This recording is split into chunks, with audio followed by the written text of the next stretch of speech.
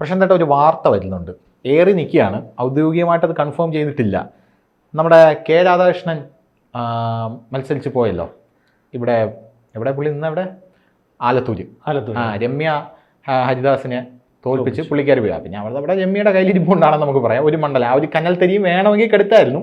രമ്യയെ എടുത്ത് മാറ്റി നിർത്തിയിട്ട് വേറെ കൊള്ളാവുന്ന ആരെങ്കിലും എടുത്ത് നിർത്തിയാൽ അത് കിട്ടുമായിരുന്നു എന്നാണ് എൻ്റെ ഒരു പക്ഷം. അപ്പോൾ രമ്യ രമ്യയെ തോൽപ്പിച്ച് രാധാകൃഷ്ണൻ പോയി. അപ്പോൾ ഇനി ദേവസ്വം വകുപ്പ് ഒഴിഞ്ഞു കിടക്കുക. ഈ ദേവസ്വം വകുപ്പിലേക്ക് ആരെ കൊണ്ടുവരും എന്നുള്ളൊരു ചോദ്യത്തിന് സച്ചിൻ ദേവ്, ബഹുമാനപ്പെട്ട MLA ആയിട്ടുള്ള സച്ചിൻ ദേവ് MLA കൊണ്ടുവരും എന്നുള്ള പല അഭ്യൂഹങ്ങളും ഇപ്പോൾ പുറത്തു വരുന്നുണ്ട്. നമ്മുടെ ആരാധ്യയായിട്ടുള്ള മേയറായിട്ടുള്ള നമ്മുടെ ആര്യ രാജേന്ദ്രൻ്റെ ഭർത്താവാണ് സച്ചിൻ ദേവ് MLA എന്ന് പറയുന്നത്. സച്ചിൻ ദേവിനെ ആക്കുമെന്ന് പറയുന്നുണ്ട്. വേറൊരു സ്ഥലത്ത് പറയുന്നത് കെ ശൈലജ തോറ്റുപോയത് വലിയ അടിയായിപ്പോയി പാർട്ടിക്ക്, അതുകൊണ്ട് പാർട്ടിയുടെ സംസ്ഥാന സെക്രട്ടേറിയറ്റ് കൂടാൻ പോവുകയാണ്. അതിനകത്ത് ഈ ചില മന്ത്രിമാരെ കഴുത്തിന് പിടിച്ച് പുറത്താക്കും, പല പുതിയ ആൾക്കാരെ എടുത്തിടുന്ന കൂട്ടത്തിൽ ശൈലജയെ കയറ്റും എന്ന് പറയുന്നുണ്ട്. ശൈലജ ദേവസ്വം വകുപ്പാണെന്നൊന്നും അറിയില്ല, കയറ്റും എന്നൊരു അത് റിപ്പോർട്ടാണ്, അത് വന്നതാണ്. പക്ഷേ ഈ സച്ചിൻ ദേവിനെ ദേവസ്വം മന്ത്രിയാക്കുമെന്ന് പറയുന്നുണ്ട്. പക്ഷേ വേറൊരു സ്ഥലത്ത് പല ആൾക്കാരും, പാർട്ടിക്കുള്ളിൽ തന്നെ പല ആൾക്കാരും പറയുന്നതില്ല, സച്ചിനെ ആക്കില്ല. സച്ചിന് കാരണം നെഗറ്റീവ് ഇമേജ് ഭയങ്കരമാണ്. ആ നെഗറ്റീവ് ഇമേജ് സച്ചിന് വരാൻ കാരണം ആര്യ രാജേന്ദ്രൻ്റെ ഈ അടുത്ത് നടന്ന ചില സംഭവങ്ങളും വികാസങ്ങളും പ്രവർത്തനങ്ങളും, ആര്യയുടെ മേയറായിട്ടുള്ള ഇരിക്കുന്ന ആര്യയുടെ പ്രവർത്തനങ്ങളിൽ CPM തൃപ്തരല്ലാത്തത് കൊണ്ടാണെന്നും പറയുന്നുണ്ട്. ഇതിനകത്ത് ആദ്യം പറഞ്ഞ കാര്യത്തിനകത്ത് കാര്യമുണ്ട്. കാരണം ഇപ്പം മന്ത്രി മാറുമ്പം സംവരണ മണ്ഡലത്തിൽ മന്ത്രി ഉണ്ടാവണം. കാരണം അദ്ദേഹം MP ആയിട്ട് മാറി, രാധാകൃഷ്ണൻ MP ആയിട്ട് പോയല്ലോ. അപ്പോൾ അവിടുന്ന് മന്ത്രി ഉണ്ടാവണം, അവിടെ ബൈ ഇലക്ഷൻ വരുമല്ലോ. അതിന് മുമ്പേ മന്ത്രിയെ തീരുമാനിക്കണം. അപ്പോൾ 16 മണ്ഡലങ്ങളാണ് നമുക്കുള്ളത്, 14 2. അപ്പം അതിനകത്ത് CPMന് ഏതാണ്ട് 8 മന്ത്രിമാരുണ്ട്, CPIക്ക് MLA-മാരുണ്ട്, CPIക്ക് 4 ഒരിടത്ത് കോൺഗ്രസ്, ഒരെണ്ണം RSP, നമ്മുടെ കോർ കുഞ്ഞുമില്ലേ, മൊത്തം 14 അപ്പം ഈ സച്ചിൻ ദേവാണ് ആദ്യത്തെ പരിഗണന. കാരണം സച്ചിൻ ദേവിനെ പറ്റി പറയുമ്പം സച്ചിൻ ദേവിൻ്റെ മണ്ഡലം കോഴിക്കോടാണല്ലോ. കോഴിക്കോട് സച്ചിൻ ദേവ് ബാലുശ്ശേരി എന്നുള്ളതാണ്. നല്ല അഭിപ്രായമുള്ള പൊതുപ്രവർത്തകനാണ്, നല്ല MLA. SFIയുടെ സംസ്ഥാന സെക്രട്ടറി, ഒരു ആക്ഷേപം ഉണ്ടാക്കിയിട്ടില്ല. നല്ല മാന്യമായ പെരുമാറ്റം, നല്ല രീതിയിലുള്ള സച്ചിൻ ദേവ്. പിന്നെ നമ്മുടെ കല്യാശ്ശേരിയിൽ MLA-ലുള്ള ഒരു വിജിനോ, അങ്ങനെ ഒരു പുള്ളി ഉണ്ടായിരുന്നു. പുള്ളി അവരൊക്കെ ഒരു ടീമാണ്. സച്ചിൻ ദേവിനെ പറ്റി നല്ല അഭിപ്രായം, മണ്ഡലത്തിലുള്ള നല്ല അഭിപ്രായം. പക്ഷെ ഇപ്പൊ വന്നേക്കുന്ന ഒരു പ്രശ്നം എന്ന് പറയുമ്പോൾ സച്ചിൻ ദേവ് മന്ത്രിയായാൽ വീണ്ടും CPM മേയറിലാവും. പക്ഷേ സച്ചിൻ ദേവിന് ഒരു ജാക്ക്പോട്ടായിരുന്നു കേട്ടോ. ഇത്രയും ചെറിയ പ്രായത്തിൽ ദേവസ്വം വകുപ്പ് വകുപ്പല്ല, മന്ത്രി ആവുന്ന തന്നെ ഭയങ്കര. അപ്പം ദേവസ്വം വകുപ്പ് വേണമെങ്കിൽ വകുപ്പ് അങ്ങോട്ടും ഇങ്ങോട്ടും മാറ്റാമല്ലോ. ഇപ്പം രാധാകൃഷ്ണൻ മന്ത്രിയുടെ വകുപ്പ് ദേവസ്വം ബോർഡ് തന്നെ ആവണമെന്നില്ല, വകുപ്പ് അങ്ങോട്ടും ഇങ്ങോട്ടും മാറ്റാം. അപ്പം എന്തായാലും മന്ത്രി ഈ സംവരണ മണ്ഡലത്തിൽ നിന്ന് തന്നെ ആയിരിക്കും. പക്ഷെ സച്ചിൻ ദേവിന് എൻ്റെ ഒരു അഭിപ്രായം അനുസരിച്ച് സാധ്യതയില്ല. പാർട്ടി ഘടകങ്ങളിൽ തന്നെ അത് സാധ്യത, കാരണം പാർട്ടിക്ക് വീണ്ടും ക്ഷീണം ഉണ്ടാകുന്ന ഒരു കാര്യത്തിലേക്ക് പാർട്ടി പോകാൻ സാധ്യതയില്ല. പ്രശാന്തേട്ടൻ അറിയാമല്ലോ, വേറൊരു കാര്യം കൂടെ പുറത്തു വരുന്നുണ്ട്, അതും പാർട്ടിക്ക് ഉള്ളിൽ നിന്ന് കിട്ടിയ റിപ്പോർട്ടാണ്. അതായത് സച്ചിൻ ദേവിന് അടുത്ത തവണ ബാലുശ്ശേരി മണ്ഡലം കൊടുക്കില്ല എന്നും പറയാം. അപ്പോഴത്തേനൊക്കെ ഇത് ഒതുങ്ങിക്കഴിഞ്ഞു. കാരണം മാത്രമല്ല ഇതങ്ങ് ബാലുശ്ശേരി വരെ പോകുന്നില്ല, കാരണം അതൊന്നും ചർച്ചയാവത്തില്ല. ഇപ്പോഴത്തെ അവസ്ഥയിൽ തിരുവനന്തപുരം മേയറാണല്ലോ, തിരുവനന്തപുരമാണല്ലോ തലസ്ഥാന നഗരി. അപ്പോൾ അവിടുന്ന് വരുന്ന ഒരു വാർത്തയെന്ന് പറഞ്ഞാൽ ഇത് ആദ്യം ഇപ്പം ഇത് നേരെ മറിച്ച് എറണാകുളം ആണെങ്കിൽ ഇത്രയും വരത്തില്ല, കോഴിക്കോടാണെങ്കിൽ ഇത്രയും വരത്തില്ല. ഒരു 24 മണിക്കൂർ കഴിയുമ്പോഴത്തേന് അതിന് ഒതുക്കം വരും. പക്ഷേ തിരുവനന്തപുരം ആകുമ്പോൾ ലൈവായിട്ട് ഈ മാധ്യമങ്ങളിൽ നിൽക്കും. മാത്രമല്ല മാധ്യമങ്ങൾക്ക് ചർച്ച ചെയ്യാൻ പറ്റിയൊരു സാധനമാണല്ലോ. കാരണം ജനം മൊത്തം എതിരായ ഒരു വിഷയം. ഇത്രയും നമ്മൾ അതിനകത്ത് മനസ്സിലാക്കേണ്ടുന്ന കാര്യം എന്ന് പറഞ്ഞാൽ ഈ വിഷയത്തിനകത്ത് ജനം ഏറ്റെടുത്തേക്കുന്ന ഭയങ്കരമാണ്. ജനത്തിന് എന്തൊരു വെറുപ്പാണെന്ന് അറിയാം, വെറുപ്പാണ്. അത് ഒരു മേയറേക്ക് മുഖാന്തരം ഒരു സംസ്ഥാനത്തെ പാർട്ടിയും ആ പാർട്ടിയുടെ സംവിധാനവും എല്ലാം വളരെ വൃത്തിയായിട്ട് രാജ്യാന്തര ലെവലിൽ നാണം കെടുകയാണ്. പക്ഷേ പാർട്ടിക്ക് ഭയങ്കര ബുദ്ധിമുട്ടുണ്ട്. പാർട്ടി പ്രസിഡന്റ് തള്ളി പറയാനൊക്കും, മേയറെ പെട്ടെന്ന് മാറ്റാനൊക്കും. മേയറെ പെട്ടെന്ന് മാറ്റിയാൽ അതും മേയറെ മാറ്റിയാലും പാർട്ടിക്ക് മോശം. മേയറെ മാറ്റാൻ പറ്റില്ല, കാരണം ഈ മേയർ ഗിന്നസ് വേൾഡ് റെക്കോർഡ് ഇട്ട് വരുന്ന മേയറാണ്. 21 വയസ്സിൽ മേയറാകുക എന്ന് പറയുന്നത് റെക്കോർഡ് വേറെ ഏതോ ഒരു മേയറുടെ റെക്കോർഡ് പൊടിച്ച് വന്ന പേര് ഞാൻ മറന്നുപോയി.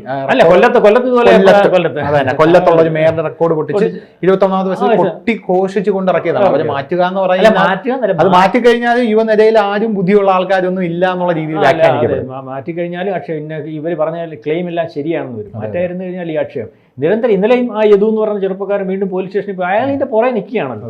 അപ്പോൾ ഇതിനകത്ത് ഈ യദു എന്ന് പറയുന്ന ആൾ പറയുന്നതിനകത്ത് കാര്യമുണ്ട്. ഈ വണ്ടി കൊണ്ടിട്ട് വണ്ടി തടഞ്ഞ് ട്രിപ്പ് മുടക്കി കഴിഞ്ഞാൽ സാധാരണ ഒരു മനുഷ്യനാണെങ്കിൽ അവന് അനുഭവിക്കാൻ പോകുന്ന ബുദ്ധിമുട്ടെന്ന് പറഞ്ഞാൽ ഇപ്പോൾ പുതിയ നിയമം അനുസരിച്ച് നേരത്തെ പോലീസ് സ്റ്റേഷനിൽ കയറി പോലീസുകാരായിട്ട് ബുദ്ധിമുട്ടുണ്ടാക്കിയാലേ നോൺ ബെയിലബിൾ ഉള്ളായിരുന്നു. ഇപ്പോൾ സർക്കാർ ഉദ്യോഗസ്ഥർ ആരെ ബുദ്ധിമുട്ടാണ്. ഈവൻ ഒരു KSRTC ഡ്രൈവറെ കയറി നമ്മൾ അടിച്ചാലും KSRTC വേണ്ടി തടഞ്ഞാലും നോൺ ബെയിലബിളാണ്. അപ്പോൾ അകത്തും ഈ മേയറല്ല സച്ചിൻ്റെ MLA അല്ല എന്നുള്ളതെന്നുണ്ടെങ്കിൽ ട്രിപ്പും കാശ് മുടങ്ങിയതിൻ്റെ പൈസയും കൊടുക്കണം. അവരകത്തും പോയി കളിക്കാനുള്ള കാര്യമുണ്ട്. അപ്പം ഇതിൽ നമ്മൾ ഗുരുതരമായിട്ട് നോക്കി കാണേണ്ട കാര്യം മേയർക്കെതിരെ CPM-നകത്ത് ഇത്രയും വലിയ പടയൊരുക്കം നടക്കാനുള്ള കാരണം പ്രശാന്തേട്ടൻ എന്താണെന്ന് അറിയാമോ? ഞാൻ അതിനെക്കുറിച്ച് ഭയങ്കര ക്ലിയർ ആയിട്ടൊരു പഠനം നടത്തി. നമ്മുടെ ഈ ഇലക്ഷൻ ഇങ്ങോട്ട് കഴിഞ്ഞ ശേഷം രാജീവ് ചന്ദ്രശേഖർ ഇവിടെ തോറ്റത് എത്ര വോട്ടിനാണ്? 15,000 വോട്ടിന്റെ ഭൂരിപക്ഷത്തിനാണ് ശശി തരൂർ ജയിച്ചത്. ശശി തരൂർ ജയിച്ചു കഴിഞ്ഞ ശേഷം CPM ഇവിടെ എവിടെയാണ് ചോർച്ചയുണ്ടായതെന്ന് നോക്കാനായിട്ട് പോയി. ഇവിടെ ചോർച്ചയുണ്ടായത് ഇപ്പോൾ പാർട്ടി നാണം കെട്ടുപോയത് 3 ബൂത്തിലാണ്. ഒന്നാമത്തെ കാര്യം, മേയർ ഇവിടെ നിൽക്കുന്നത് മുടവൻമുകൾ വാർഡിലാണ്. ആ വാർഡ് കയ്യിൽ നിന്ന് പോയി. ആ വാർഡിൽ നമ്പർ 1 ആയിട്ട് നിൽക്കുന്നത് BJP ഇപ്പോൾ എന്ന് പറഞ്ഞാൽ ആ വാർഡിൽ ഏറ്റവും കൂടുതൽ വോട്ട് കിട്ടിയ BJPക്കാണ്. മേയർക്ക് കിട്ടിയ ആദ്യത്തെ അടി. മേയറുടെ ബൂത്തിൽ BJPക്ക് 355 വോട്ട്, മേയറുടെ അതായത് CPI പന്ന്യൻ രവീന്ദ്രൻ 177 വോട്ട്. രണ്ടാമത് ശിവൻകുട്ടി, അടുത്ത അടി. രണ്ടാമത് ശിവൻകുട്ടിയുടെ ബൂത്തിൽ, സ്വന്തം ബൂത്തിൽ കിട്ടിയ വോട്ടെന്ന് പറയുന്നത് 200 സംതിങ്ങേ ഉള്ളൂ. 200 സംതിങ്ങോ 89 ആണ്, ഞാൻ മറന്നുപോയി. ഞാൻ നല്ല കണക്കെടുത്ത് വെച്ചതാണ്. BJPക്ക് അവിടെ 300 ചില്ലുവാൻ വോട്ടുണ്ട്. GR അനിലിൻ്റെ സ്വന്തം ബൂത്തിൽ BJPക്ക് 539 വോട്ട്. നമ്പർ 1 BJP ആണ് നിൽക്കുന്നത്. ഇനി ഏറ്റവും വലിയൊരു കാര്യം CPM-നെ ആലോചിക്കപ്പെടുത്തുന്നത് എന്താണെന്ന് അറിയുമോ പ്രശാന്തേട്ടാ? ഇപ്പോൾ ഒരു ലോക്സഭാ തെരഞ്ഞെടുപ്പ് നടന്നു കഴിഞ്ഞാൽ മേയറുടെ വാർഡ് പോയി, മുടവൻമുകൾ വാർഡ് പോയി. അല്ല, മേയർ ഇത്രയും നല്ല പ്രവർത്തനമാണ് നടത്തുന്നതെങ്കിൽ മുടവൻമുകൾ വാർഡിലുള്ള ജനങ്ങൾ മേയർക്ക് വേണ്ടി എന്ന് പറഞ്ഞാൽ മേയർ കൂടെ നിൽക്കുന്ന വാർഡല്ലേ, അവർ CPIക്ക് വോട്ട് ചെയ്യേണ്ടി വരും. രണ്ടാമത്തെ കാര്യം എന്ന് പറഞ്ഞാൽ ഇപ്പോൾ ഒരു തെരഞ്ഞെടുപ്പ് നടക്കുകയാണെങ്കിൽ 141 സീറ്റുണ്ട്. ഈ 141 സീറ്റിൽ 110 സീറ്റിലാണ് UDF ഇപ്പോൾ ഫ്രണ്ടിൽ നിൽക്കുന്നത്. LDF എത്രയെന്ന് അറിയാമോ? 20 സീറ്റ്. BJP 11 സീറ്റിൽ നിൽപ്പുണ്ട്. അതെ അതെ, ഇതാണ് ഇവരെ ഏറ്റവും കൂടുതൽ പഠിപ്പിക്കുന്നത്. 11 സീറ്റിൽ. ആ 11 സീറ്റിൽ 1 സീറ്റ് നിയമമാണ്. ഈ ആര്യ രാജേന്ദ്രനെ ഒരു MLA ആയി കഴിഞ്ഞ മേയറാക്കി കഴിഞ്ഞ ശേഷം ശിവൻകുട്ടിയെ നമ്മൾ പ്രശാന്തിനെ വട്ടിയൂർക്കാവ് ജയിപ്പിച്ചിട്ടുണ്ടല്ലോ, അതുപോലെ ആര്യ രാജേന്ദ്രനെ മേയറായി കഴിഞ്ഞ് തിരുവനന്തപുരത്തെ നിയമത്ത് വേണ്ടി ഒഴിഞ്ഞു വെച്ചിരുന്ന ഒരു വനിതയായിരുന്നു. എല്ലാം കൊണ്ടിട്ട് തുലച്ചു. ഭയങ്കര ഭാവിയുണ്ടെന്ന് അതിനകത്ത്. 2026 തൊട്ട് പാർട്ടികളെല്ലാം പരിഗണിച്ചു തുടങ്ങും. ഈ 2029 ഈ മറ്റേ ബില്ല് നടപ്പായി വരുമല്ലേ, ഈ വനിതാ സംവരണ ബില്ല്. അപ്പോൾ 30 ദിവസം അപ്പം സ്ത്രീകളെ വേണം.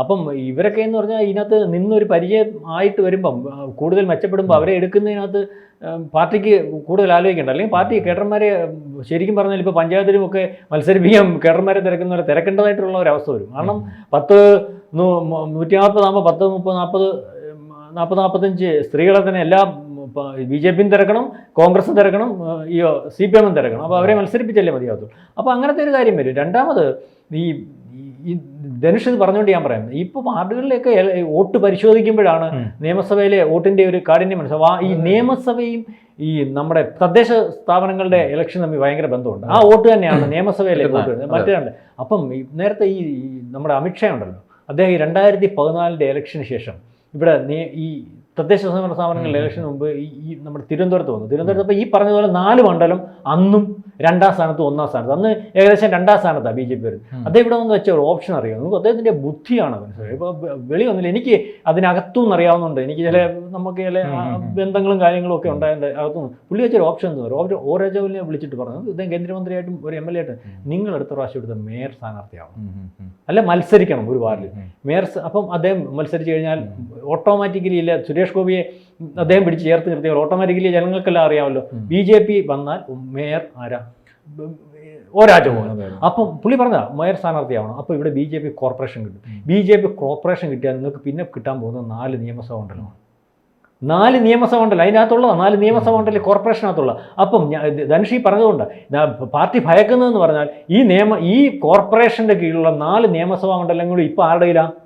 CPM-ൻ്റെ കയ്യിലാണ്. എനിക്കൊന്ന് CPM-ഇല്ല, സെൻട്രൽ ഉൾപ്പെടെ പോയല്ലോ, രാജീവ് അബ്രഹാം ആണല്ലോ CPM-ൻ്റെ. ഇത് നാളെ കാലത്ത് നഷ്ടപ്പെടാൻ സാധ്യതയുണ്ട്.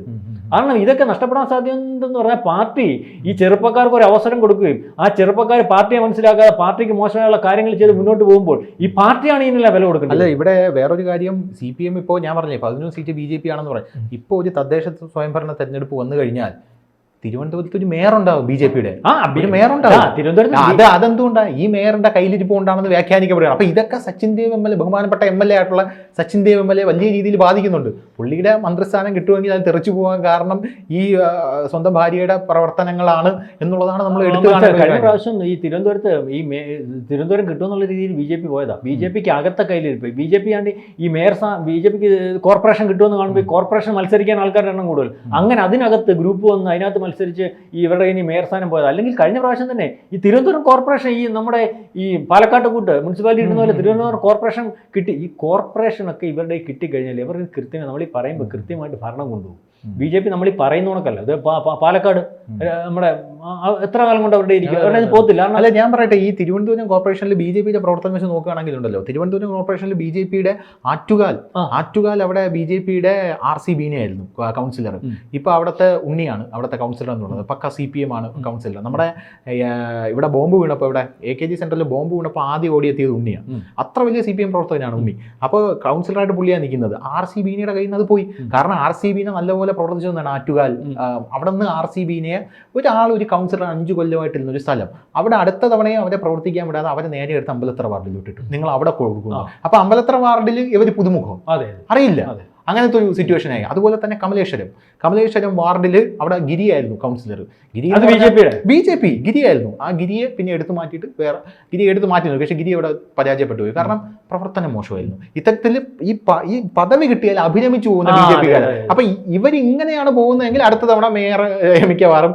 പക്ഷെ ഒരു നല്ലൊരു നിലം ഒരുങ്ങുന്നുണ്ട്. പക്ഷെ ആ നിലത്തിൽ കൃത്യമായിട്ട് വിത്തെറിയാൻ BJP-കാർക്ക് കഴിയുന്നില്ല. കാരണം BJP ഈ പറഞ്ഞതുപോലെ ഇവര് വളരെ കാലേ കൂട്ടി കുറച്ച് സഹിഷ്ണുതയോടുകൂടി നിന്നേ മനസ്സിലാവും. കാരണം ആരുടെയും ഒരാളുടെ കൈ കിട്ടിയാൽ അതിനകത്തൊരു സുഖമൊക്കെ പറ്റി പാർട്ടിയെ മറന്ന് സംവിധാനമൊക്കെ മറന്ന് മുന്നോട്ട് പോയല്ലോ. അത് കൈ കിട്ടുമ്പോൾ കൂടുതൽ അത് വികസിപ്പിച്ചെടുക്കാൻ വേണ്ടിയുള്ള സംവിധാനം ചെയ്ത് കോർപ്പറേഷൻ പിടിച്ചാൽ തീർച്ചയായിട്ടും 4 നിയമസഭാ മണ്ഡലം പിടിക്കാം. ഈ 4 നിയമസഭാ മണ്ഡലം 3 നിയമസഭാ മണ്ഡലം കൊണ്ട് ഒരു ലോക്സഭ ജയിക്കാൻ ശശി തരൂരിന് പറ്റുമെങ്കിൽ 4 നിയമസഭാ മണ്ഡലം കൊണ്ട് എന്തുകൊണ്ട് BJP-ക്ക് പറ്റുന്നില്ല? അത് BJP-യുടെ പോരായ്മ തന്നെയാണ്. BJP-യുടെ പോരായ്മ തിരിച്ചറിയാം. കാരണം ഇത്രയൊക്കെ കൊണ്ടുവരാൻ സാധിക്കുമ്പോൾ ആ ഒരു അവസ്ഥയിൽ കൂടെ കൊണ്ടുവന്നിട്ട് അടുത്ത പ്രാവശ്യം ഈ നിയമസഭയിലും ലോക്സഭയിലൊക്കെ അംഗബലം ഉണ്ടായിക്കഴിഞ്ഞാൽ ഒരു പ്രാവശ്യമൊക്കെ വന്നു കഴിഞ്ഞാൽ കൃത്യമായിട്ടുള്ള ജനപ്രതിനിധി ആണെന്നുണ്ടെങ്കിൽ അവർ നോക്കിയും കണ്ടുമൊക്കെ ഇപ്പോൾ ഇവരൊക്കെ നിൽക്കുന്ന പോലെ നോക്കിയും കണ്ടുമൊക്കെ നിൽക്കുകയെങ്കിൽ വളരെ കൃത്യമായിട്ട് വരാൻ പറ്റും. അപ്പോൾ ഈ സച്ചിൻ ദേവ് എന്ന് പറയുന്ന ആള് ഈ നല്ലൊരു ജനപ്രതിനിധിയാണ്, നല്ല വ്യക്തിത്വമാണ്, നല്ല ചെറുപ്പക്കാരൻ. ആരും അദ്ദേഹത്തെ പറ്റി മോശമായിട്ട് പറയുന്നില്ല. ഈ സച്ചിൻ ദേവിനെ കിട്ടേണ്ട മന്ത്രിസ്ഥാനം ഇപ്പം നഷ്ടപ്പെടാൻ പോകുന്നത് യദുവും ഈ മേയറും തമ്മിലുള്ള യുദ്ധമാണ്. ആ യുദ്ധത്തിനകത്ത് ഇവർ ആദ്യമേ ചെയ്യേണ്ട അബദ്ധം പറ്റിയെങ്കിൽ പിന്നെ അവിടെ വെച്ച് കോംപ്രമൈസ് ചെയ്താൽ മതിയായിരുന്നു.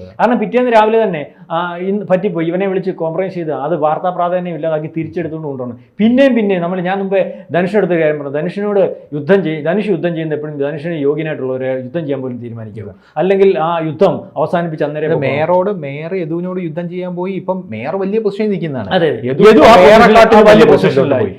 യദുവിനെ ആ പൊസിഷനിൽ എത്തിച്ചത് മേയർ. പോരാത്തതിന് പ്രശ്നത്തിൽ ഒരു കാര്യം കൂടെ നമുക്ക് പറഞ്ഞു നിർത്താം. അതായത് ഈ ജനങ്ങൾ ഇതൊക്കെ കണ്ടുകൊണ്ടിരിക്കുകയാണ്. മേയർ എന്ന് പറയുന്ന വ്യക്തി ഈ റോഡിൽ വണ്ടി തടഞ്ഞു നിർത്തി, ആ സീബ്ര ക്രോസിംഗിൽ KSRTC ബസ്സിനെ തടഞ്ഞു നിർത്തി. അത് മേയറുടെ ഭാഗത്ത് 100% തെറ്റുണ്ട്. അതായത് ഒരു ഗവൺമെന്റ് ഉദ്യോഗസ്ഥന്റെ ജോലി തടസ്സപ്പെടുത്തുകയാണ്. അപ്പോൾ അകത്ത് പോകേണ്ട കേസാണ്. ഇങ്ങനെ വന്നിട്ട് പോലും CPM-നകത്തുള്ള ഗതാഗത മന്ത്രിയായിട്ടുള്ള ഗണേഷ് കുമാർ മേയർക്കെതിരെ ഒരു അക്ഷരം വേണ്ടിയിട്ടില്ല. പക്ഷേ ഗണേഷ് കുമാറിന്റെ മെനങ്ങാന്ന് നടന്ന ഒരു വാർത്ത വന്നിട്ട് അറിയാമോ? ഒരു തലതിരിഞ്ഞൊരു യൂട്യൂബർ ഉണ്ട് നമ്മളിവിടെ, സഞ്ജു ടെക്കി എന്ന് പറഞ്ഞു.